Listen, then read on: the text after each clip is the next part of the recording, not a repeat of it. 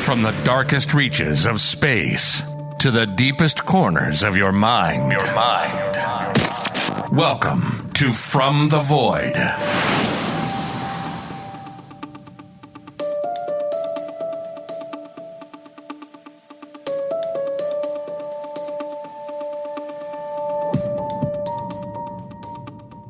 Last week, I welcomed back retired detective Steve Hodel to discuss his two new books, The Early Years, The Further Serial Crimes of George Hill Hodel, MD. If you haven't heard that episode yet, pause this one and go back and listen to part one first. If you have already heard it, then welcome back to part two, The Black Dahlia Avenger, The Early Years, on From the Void.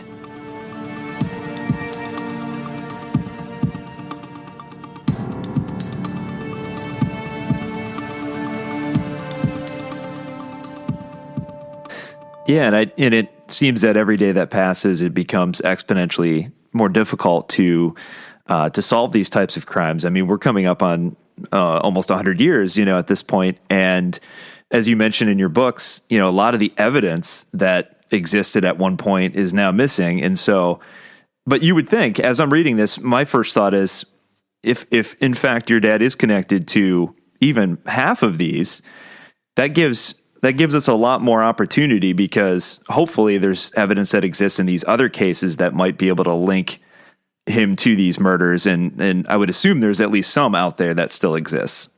Yeah, well, actually, let's take one of the cases. I mentioned this dentist in Pasadena who got killed, and he was known as the Don Juan dentist. They always came up with cutesy names for the crimes, and he was a handsome, intelligent dentist practicing in Pasadena, and they're certain that it was a crime of passion, revenge crime. Just before he was murdered, a woman comes to his office, all excited, and tells him something. And then he immediately leaves. He says, "Well, I guess I need to go." So he tells his secretary, "I'm off. I'm out of here." He goes downstairs. Walks over to his car, and the killer is lying in wait and shoots him in the head. So they're pretty confident that it's some kind of a revenge killing. And again, they do their stuff, and they come up with the name of a suspect who they believe was good for the crime. And I believe, and based on their description, that it was George Hodel. I don't know if you want to... How are we on time? Are we okay? Oh, we're fine. Yeah, absolutely. Let's see if I have it here. I can read you. When I read this, this was actually published in the newspaper, and knowing what we know about George Hodel, you tell me if this... I can find it. You tell me if this sounds anything like who they're talking about. I mean, I couldn't quite believe this. Here it is. So this is an article that was published in the newspaper, and I'll read it to you just because it's so distinct in its description. Now, this isn't a crime profile. This is actually somebody they've identified and know who he is. And I'll read it. In big headlines, it says, "Society friend," in quotes, "potential villain."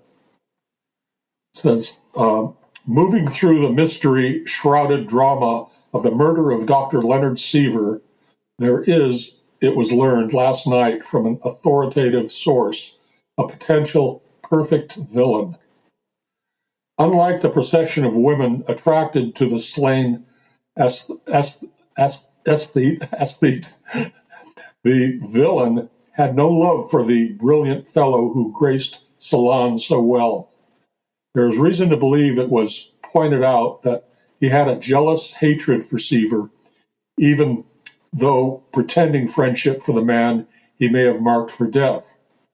This suspect is believed to be a dope addict. That was easy to do. It is known that he has flown into frenzies, apparently under influence of morphine or some other narcotic. Among his intimates, his analytical mind has often been mentioned. He's possessed, some say, with a native cunning, which with real or imagined reason might be turned into diabolical shrewdness in concocting and carrying out a plot, such as had a denouement in the cold-blooded murder of Leonard Seaver. The finger of suspicion has not yet been pointed directly toward this man. It is felt, however, that should he have written Seaver's death warrant, he would almost certainly have provided himself with a perfect alibi. Intelligent and suave, victor in many a battle of wits in Pasadena drawing rooms, able to disguise his suspected dope addiction, the man is a dabbler in criminology. Phlegmatic enough normally, he is said to have become passionately fond of a woman among the scores with whom Seaver was acquainted. Did his passion flame to fury because he believed Seaver had won the woman's heart? Did this amateur of criminology become a ruthless slayer? So, I mean, it's really a perfect description of George. And Dad was in many debates in Pasadena salons at the time. Dr. Seaver was a patron of the arts and music, contributed to it. So he would have been, there would have been that connection probably with the music. So, I mean, I was so confident that I had put together enough on this case to clear it. I actually went to Pasadena PD some years ago. I think it was back in 2015 or so. And I set up in a meeting and I did an hour PowerPoint, presented the evidence to. Actually, I thought it would be one of the detectives. Actually, the chief of police sat down with me and went through, and just the two of us one-on-one, and I went through the whole PowerPoint with him. I said, now these documents, the person has been identified. He's going to be either in your file or the DA's file. It was actually the DA's investigator that linked this guy. And he says, well, I'll have our guys take a look and we'll see if George Hodel's name is in there. So, a month went by, nothing. So I called and talked to him. He says, yeah, all of the records have disappeared. We don't have anything on the case. And apparently, I said, well, what about the DA? I said, most of this. He said, my guys, I think, went down and checked. I don't think they did. He said, my guys checked it out. There's nothing to be found. You know, it's like very frustrating, but again, without any hard physical evidence, DNA, fingerprints, it's almost at this stage, it's almost impossible to take it to court. Well, you wouldn't take it to court. He's dead now, but it'd be impossible you'd need that to say case solved. And so we'll probably never really know, but there's just so much there that just screams out George Hodel. And one of the things I'd love for you to kind of go back on too, that kind of links to what we were just talking about there. A lot of things that you uncovered about his youth, kind of lend to that. So, like, for example, one of the things I thought was interesting is he is a pretty prolific writer early on, especially, starting in high school, and he's writing these essays and winning contests. But what's curious about it is he always kind of writes about the same theme. Yeah. So talk about that a little bit. Yeah. Yeah. Okay. So basically, we've talked a little bit about his 9-year-old piano prodigy playing his own concerts. In addition to that, he's highly intelligent with this very high IQ. And in high school, he's 2 or 3 years ahead of his other students, graduates early. But in high school, he writes in both his junior and senior years. He writes in the high school annual. And the first essay he writes about is an essay. He talks about an insurance, a woman and her husband, and an insurance policy that she failed to get. Anyway, the whole subject about it is about death. And then in his senior year, he writes another story, and it's a fictional story, short story, where he talks about a alpine hiker and his buddy, and they're hiking in the high snowed mountains, and a glacier comes along and kills them both. Again, it's the subject of the essay is death. So in both of these, he's focused on and fixated on the subject of death. And this is at 14, and then of course the other real kicker is so after he has an affair with a professor's wife at Caltech, she gets pregnant, breaks up her marriage, she goes east, and he's 15 years old, 15 or 16, has this affair, breaks up her marriage, she goes east, has the child, which she aptly names Folly. Dad goes back east, says, I love you, I want to marry you, I want to raise our child. And the woman says, George, you're a child yourself. This whole thing has been a terrible mistake. Get out of my life. Okay, so there's a big rejection. He comes back. Of course, he's asked, after a year, he's asked to leave Caltech. So he gets a job as a cab driver. He's driving around. Interestingly, he's driving out of the Biltmore. And another cabbie next to him is a young guy who's going to law school. His name is William H. Parker. He will grow up to be Chief Parker, LAPD's most famous police chief. And he's driving cab with George back then. I'm not saying that there was any connection. It's just, even though I don't believe in coincidence, let's call it a coincidence. But then he gets a job and he hires on at 17. He lies about his age, and he gets a job with the LA Record, which was one of the large major newspapers. And he's a crime reporter for the LA Record, naturally. And this is during Prohibition. So he starts riding around with LAPD Vice Squad. And they're kicking doors and taking the judge into custody with a young 22-year-old blonde. And he's writing these tabloid articles about the judge and the blonde and stuff. Then he graduates and he starts riding around with LAPD Homicide. And he starts going on these calls with them to the murder scenes. And again, tabloid articles, the bloody ace of diamonds next to the woman, and stuff. And so he's buddies with, the homicide detectives.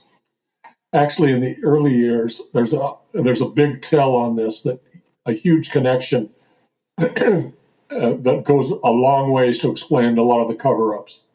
But I want to leave that for your readers to discover. But it's a huge, I thought I had figured out the reason for the, why didn't they pursue the Dahlia case?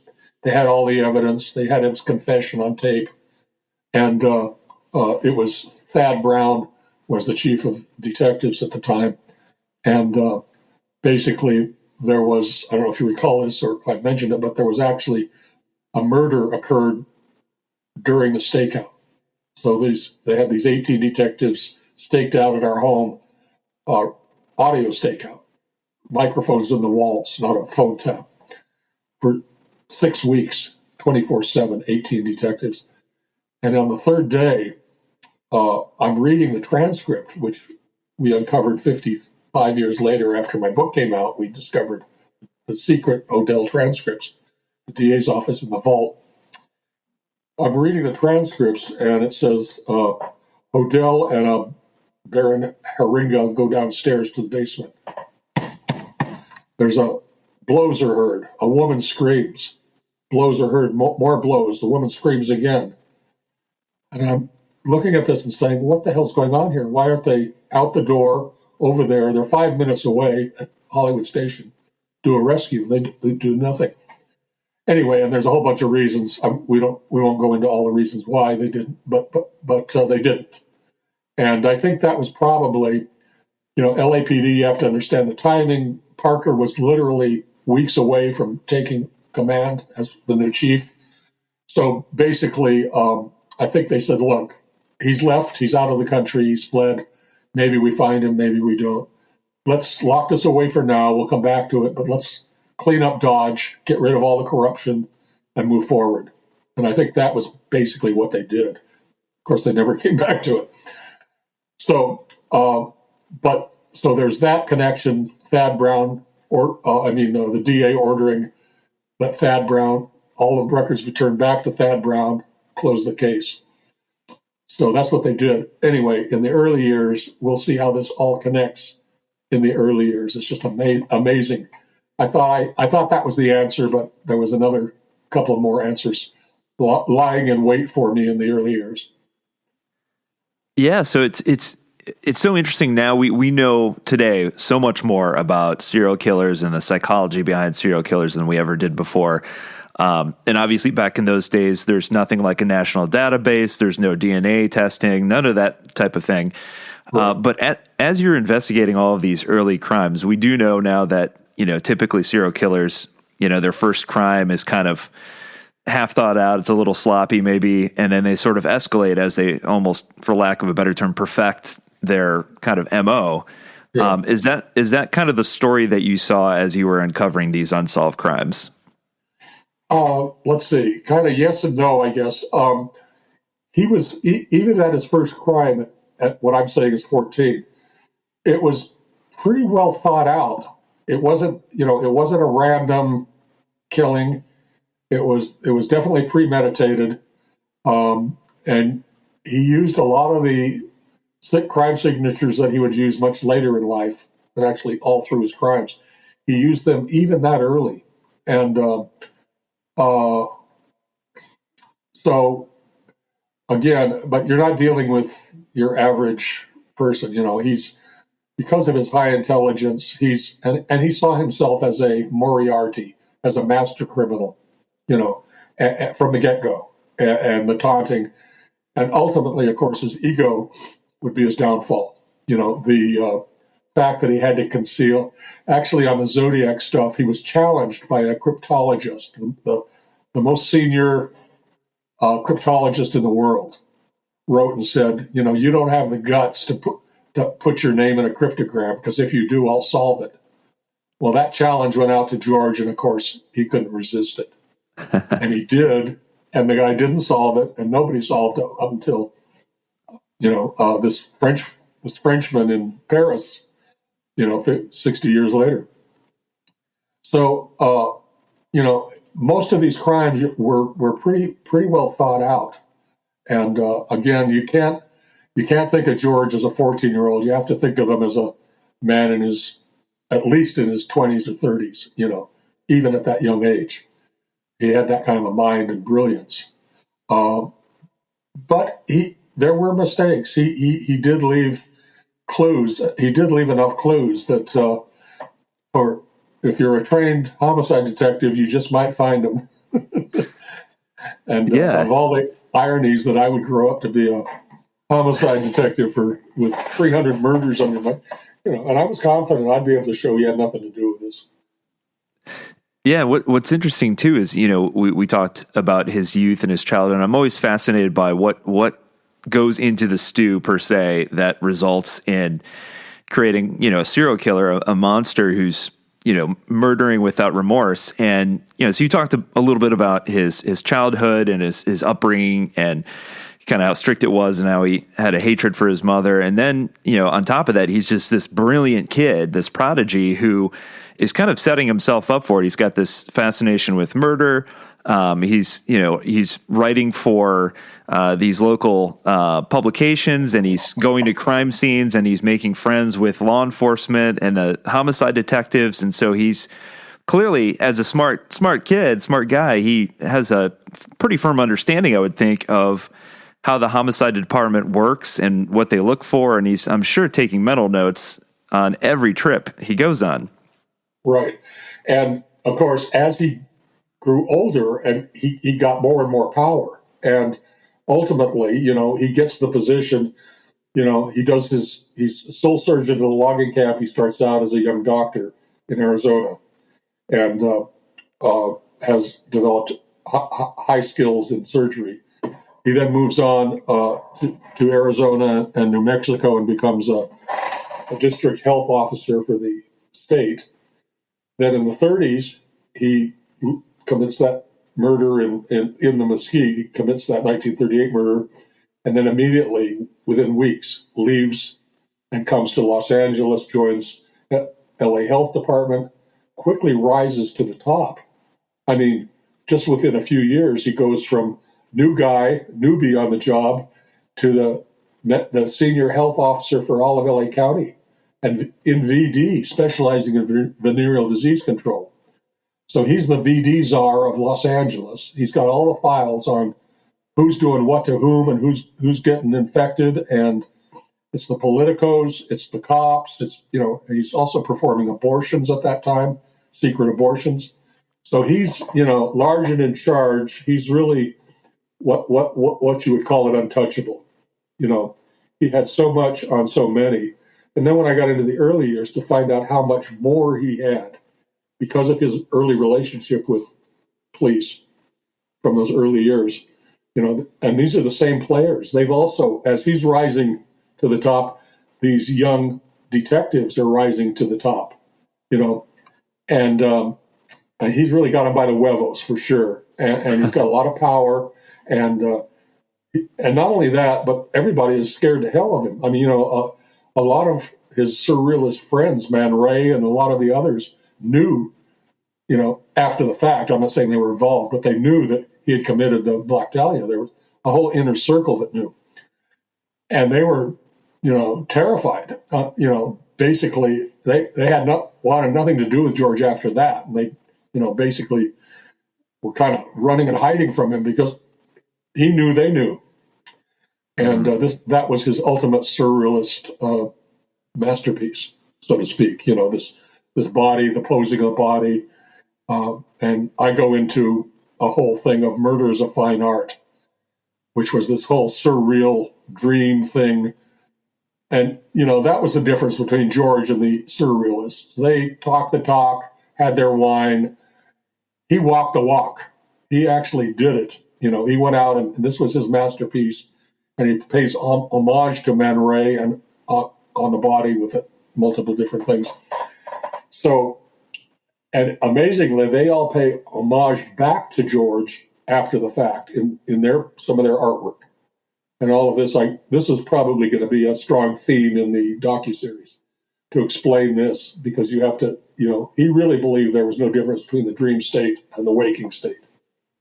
And if you go there, you can do anything, And I think this was all part of his sickness. I know it was. Part of his madness was this whole idea of nothing matters. Do what thou wilt shall be the whole of the law, that type of thing. Wow, that's really interesting. And I remember reading that portion of the book where you kind of present some of Man Ray's works. I think it was the Minotaur was the one specifically that he modeled Elizabeth Short's, the way he posed the body after, and it side by side, it's eerie, how similar. And considering that Man Ray's Minotaur is a woman whose body is cut in half and, posed in that position, that the hands above the head, like what we would call a surrender position, is what they call the Minotaur position. And there's much more. I came up, again, another reader came up and said, well, take a look at Le Equivoque by Man Ray. And in that, it's a woman who I believe actually was Elizabeth Short posing for Man Ray. There's indications that she was posing for a number of artists back then. And I believe she posed for this Le Equivoque in 1943. And it's a woman whose face is the hair is Elizabeth Short's. Everything about it looks like Elizabeth Short, but the face is crisscross patterns, in concentric lines cross. Well, Dad carves that crisscross pattern on her hip, on her naked body. In homage to Man Ray from his earlier work. And it's just, there's just so much. Now I've got like 9 or 10 connections. I discovered another Man Ray drawing I think he did it in the late 60s. And it's a Minotaur. The top part is a Minotaur, half man, half bull. And it's bleeding out. And the bleeding out forms its legs and lower body. And again, it's just like this really crazy making stuff. It just doesn't stop. All the linkage. Yeah, and this is the type of crowd he was hanging out with, which I'm sure is just feeding into his kind of delusional world of dreams and reality and dream states kind of blending together. Right. Surrealist art will definitely it's definitely a different kind of unique form of art, and I can assume that that probably lent well to his kind of mindset already at that point. Right. And, I had always thought of Dad as the scientist. I never thought of him as really being into woo-woo stuff or, metaphysics or that. But then, he wrote me a letter, which I printed in Black Dahlia Avenger. I called it The Parable of the Sparrow. And it's a interesting letter in that he talks about, it's a very personal letter to me, and he talks about other dimensions that lie behind and within and other, and it's quite metaphysical, and it's the only time I've ever heard him go in that direction. Basically, I married a rather well-known Hollywood astrologer to the stars, right? And I could always tell that he always felt that, Steve, this is like, don't get sucked into this stuff. And anyway, I was surprised until then I realized this letter was very revealing in that sense that there must have been something there that he saw. Now, whether he saw it from a scientific standpoint, the multiple dimensions and stuff, could be, but it was an enlightening letter. That's so interesting. It kind of leads me to one of the things I want to ask you about is, you talk about in the latest books, just the fact that he had such a unique, both the Black Dahlia murders, the Lone Women murders, the Zodiac murders, there's a very specific and unique MO and crime signature. Talk about what makes it so unique. What was so different about the way that George performed these murders that kind of stands out from your normal kind of crime of opportunity? Well, of course, the first thing that jumps out is, now I had 300 murder investigations under my belt in my years at Hollywood homicide. In zero of those, none of those had I ever had a suspect who's writing and taunting the police. It's just, a lot of the handwriting is disguised. Some of it was cut and paste stuff. But in most of George's crimes, he's doing this. And again, it comes back to the ego. It's, I'm smarter than you, catch me if you can, that type of thing. So that's very unusual in itself. Also, of course, he's all over the place with the victims. There's no, a lot of profiles will tell you, well, we have a specific victim type. As far as I'm concerned, that's BS. He was all children, young women, a number of men for revenge, a number of men he killed, like Dr. Cypher. There's another one in the early years that I mentioned too that apparently had found out information about him. So he actually follows him and he flees. He's afraid he's going to be killed. Sure enough, he flees. And this is in the 30s, late 30s, I think. And he flees and he kills him in forget what, St. Louis or somewhere. Not St. Louis. Anyway, he flees him, follows him back east, shoots him, and incredibly signs this, he knew too much, and he signs the Zodiac sign on it. This is in the 30s, the circle and the cross. And so I think that was a revenge, or, so he was afraid the guy was going to reveal something that he accidentally discovered about George. And there's a number of killings like that. So, basically, and of course the other thing is the extreme overkill. In other words, he did it all: strangulations, gunshot, knife, rope. Most of them were strangled with either a wire or a rope. In one young lady, he hung her from a tree, actually hung her, in one of the San Diego crimes. So, the overkill, the stomping on a number of them after they're dead, he stomps them so hard on chest that the rib cage punctures the heart. He did cigarette burns to the body. He did that with Elizabeth Short, and he did that with another one of the in the Mesquite victims, the young daughter. Not, she was in her 20s. Cigarette burns. Very unusual. I never had any cigarette burns in any of my cases. Cigar or cigarette. But so the overkill really stands out. That's pretty unusual to the extent that he was doing it, and the extended torture.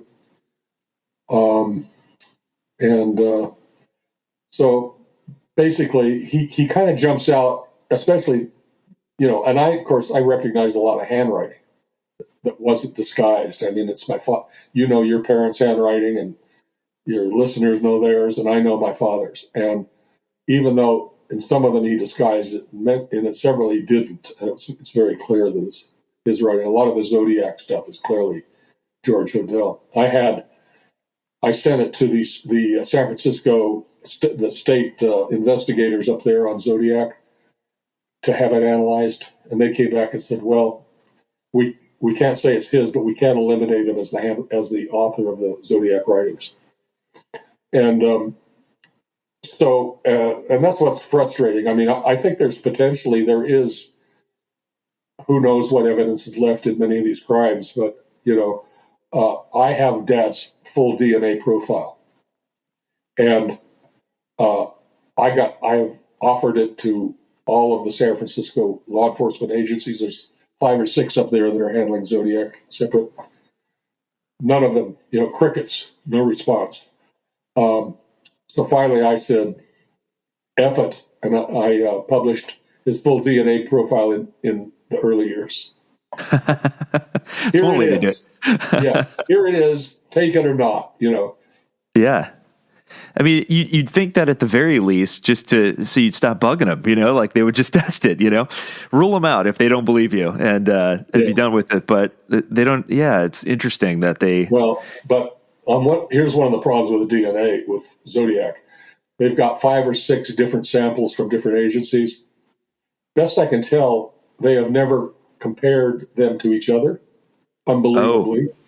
And, again, it's ego, territoriality. Nobody's going to solve my case. And so if they compare, we don't know that there's any actual confirmed Zodiac DNA in existence, because number one, they haven't compared them to my knowledge. And if they had, they would have said, we have Zodiac's confirmed DNA.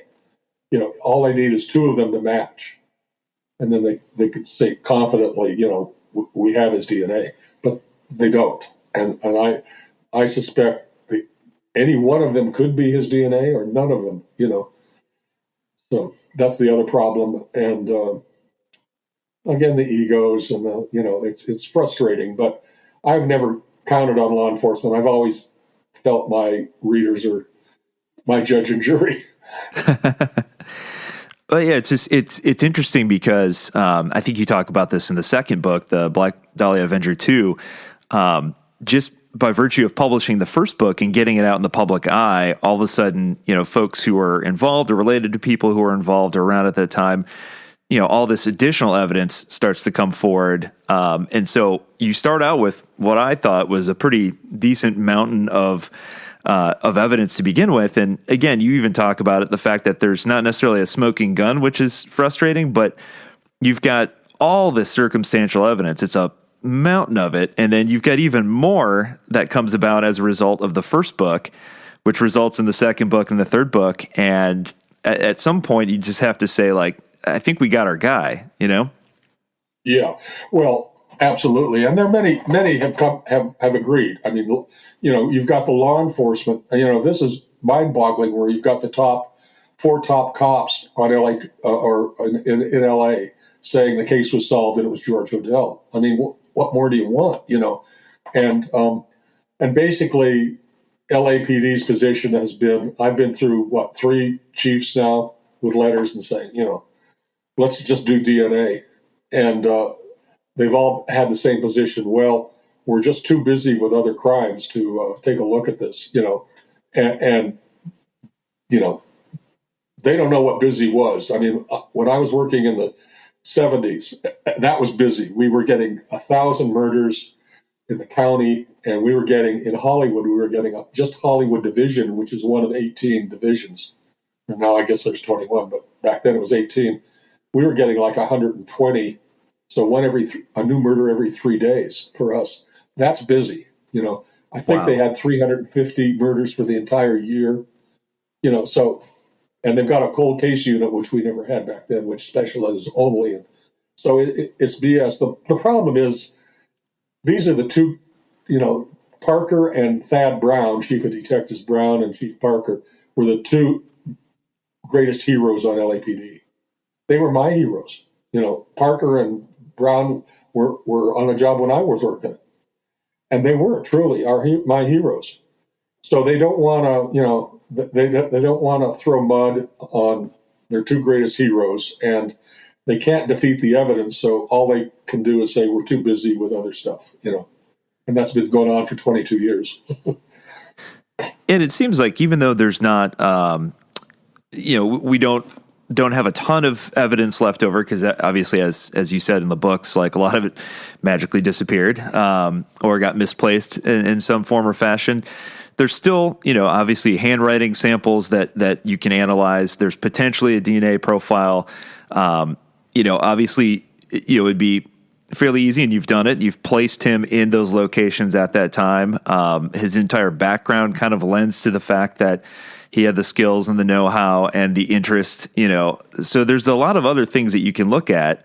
Back in those days, I'm sure that, they didn't think 50 years ahead and thinking that one day something left behind like DNA or, handwriting, because we have AI technology now and things of that nature, would come to bite him in the butt. And you'd think that eventually one of these days, through, advancements in technology, they'd be able to at least put a stamp on it and, confirm it. Absolutely. And as far as the handwriting, my expert, I got a court certified expert who came back and identified multiple samples of his handwriting and said, this is definitely George. It's been 23 years now, and there's never been a handwriting expert that's come out and said, no, it's not. Okay. Wow. No, nobody has said no. And they won't, because they know their reputation would be on the line. And if we do ultimately get some DNA or something, so nobody has contradicted it, and they could easily do it. I mean, but they're not going to, because and others have looked at it and said, well, inconclusive. It's like I can't really say yes or no. Not enough samples. I need lowercase handwriting or something. But yeah, I mean, it's been very frustrating, but it's also been very rewarding. I mean, like I say, these armchair detectives have been amazing. Any one of them could be my partner any day. I mean, there are really some amazing thinkers out there that come up with stuff, and I credit them in the book. And speaking of that, while I'm on the subject of crediting, I want to credit a good friend of mine. He's a retired Dallas, Texas police officer. He's a photographer. He's an author himself of fiction, mystery fiction. His name's Robert Sadler. And Robert did all the graphics for me in the early years and some of the editing, quite a bit of the editing. And we've been friends for, I don't know, it's been 10, 15 years. And he's just an amazing guy, high ability. And again, it was just initially connecting on the email, and ultimately we met, and he's just been a huge help to me on this, and still is. I'll give you a little taunt here. Just within the last few days, literally, I was contacted by, right now, he wants to go by anonymous for now, by an individual, and he's basically come up with more evidence on the cryptology, on the Zodiac ciphers, and which I'll be revealing. I'm thinking I might update Most Evil 2 and add this as a new 2, but it's very dramatic, new evidence that's, again, just keeps on confirming more and more. So I'm real excited about that. It never stops. It's like my boys say, Steve, well, I did move. I don't know if I told you. Do you know I'm up in Washington? Yeah. Yes. So yeah. I was I was pulled back from Bellingham after my initial retirement, what I thought was my initial retirement, for 22 years to LA and write the 8 books. And then my son's last year says, Dad, it's time for you to retire. It's, come on, Dad, give it up and come back up here. And they're, one boy's in Seattle, one's in Bellingham. And I thought about it and I thought, they're probably right. And, when it got to, I'm tired of these 105, 110 degree days here in Sherman Oaks, California, down there. And so I moved up last November. I found a house. And as I sit here, I'm looking out at the San Juan Islands and the bay. Oh, and the water, wow. And the water. And I think it's about 67 out. And I really love it. It's been really good for me to make the change. Although I do think I may be stuck with one more book. There was one early years crime that it was like in the Mesquite. It was too much it's a book in itself. So I'll probably will do that. And when I joined LAPD, the reason I joined LAPD at 21 was I could retire at 20 years and 20 minutes. So I could retire at 41. I'm now reevaluating that and looking at maybe 85. Well, it's got to be tough because with every new book you put out, I'm sure new evidence continues to come in, and then you're like, oh gosh, yeah, I think I need to do another one, So yeah, it's or update. Yeah, Yep. I'm definitely going to have to update with this new evidence on Zodiac because it's a kind of a wow moment when I read and saw what he had come up with, and it's. So, yeah, I mean, at some point, I feel, and, I'm not the type that, sits in the rocking chair and says, well, it's surely a pretty day out. I need to keep my mind active, and it's good for me. I just turned 80, and it's like, okay, it's time to, why not keep going, Yeah, well, you're sharp as ever. You're absolutely.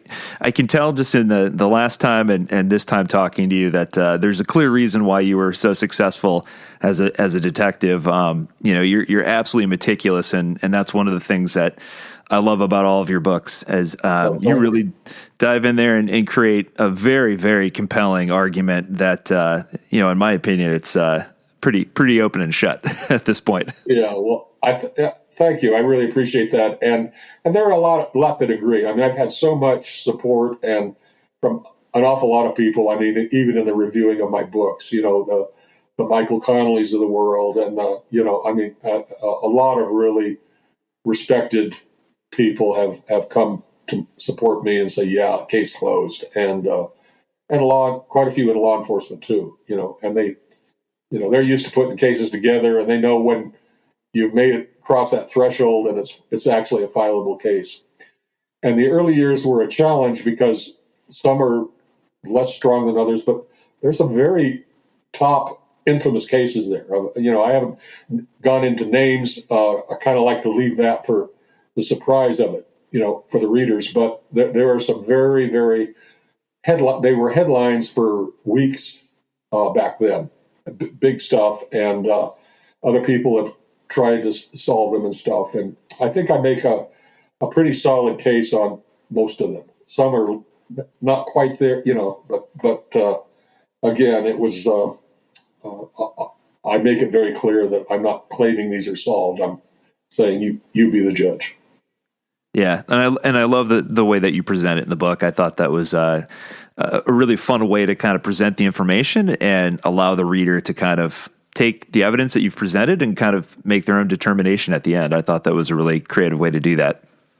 Thanks. And I have a very talented reader doing an audible on the books. I'm starting with book 1 of the early years, and he's just about finishing that. So I'll be able to put that up for, as an audible book. Oh, awesome. It's Malcolm Hillgartner, and he's done several of my other books, and he's really good. He's just got a great voice, and he's highly intelligent. He gets it, So between the two, getting it and reading it with that great voice, it's really very exciting. And he's just finishing book 1, so I'm sure I'll have him do book 2 too. But that's fantastic. Well, the 2 new books, The Early Years, The Further Serial Crimes of George Hill Hodel, MD, out now. I highly encourage folks to go out and get them. If you haven't listened to the first couple episodes, it was a 2-parter about a year back with Steve. We dive even deeper there and continued on with the early murders here. So listen to those, check them out, go get the books, and there's so much more evidence in the books that we couldn't possibly cover even if we had 15 episodes. So go check them out. But as always, thank you so much. It's always fascinating. Like I said, you always bring a wealth of information, and I could listen to you talk all day. So, well, thanks, John. I really enjoy doing it with you, and you've been. I love your 2 prior episodes; they were great. Oh, thank you very much. I appreciate that. Okay. All right. Thanks, Steve. All right.